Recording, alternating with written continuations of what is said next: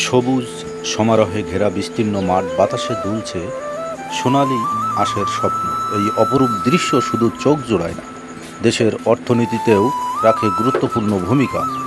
পাটের বহুমুখী ব্যবহার যেমন শুধু আঁশ নয়, পাটখড়ি দিয়ে তৈরি হয় নানান হস্তশিল্প, যা পরিবেশ বান্ধব এবং অর্থনৈতিকভাবে লাভজনক।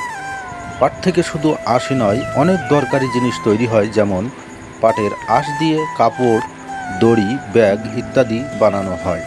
এছাড়াও পাটকাঠি থেকে পার্টিকেল বোর্ড, চারকোল, এমনকি কাগজও তৈরি করা হয়। আর পাটখড়ি তো জ্বালানি হিসেবে শহর, বন্দর, নগরে সব জায়গায় এর ব্যবহার খুবই গুরুত্বপূর্ণ তাৎপর্য ভূমিকা পালন করে। এছাড়াও পাট বীজ থেকে তেল পাওয়া যায়, যা রান্নার কাজে লাগে। আর পাটের পাতা শাক হিসেবে খাওয়া মানব দেহের জন্য খুবই একটি উপকারী সবজি হিসেবে পাট শাক ব্যবহার হয়। যাই হোক, আজকের মতন বিদায়।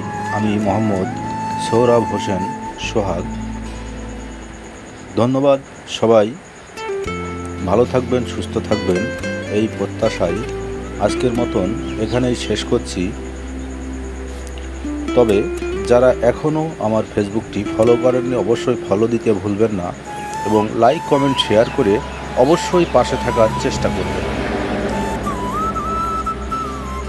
আরও সামনে নতুন নতুন ভিডিও নিয়ে হাজির হব আপনাদের দ্বারগোড়ায়।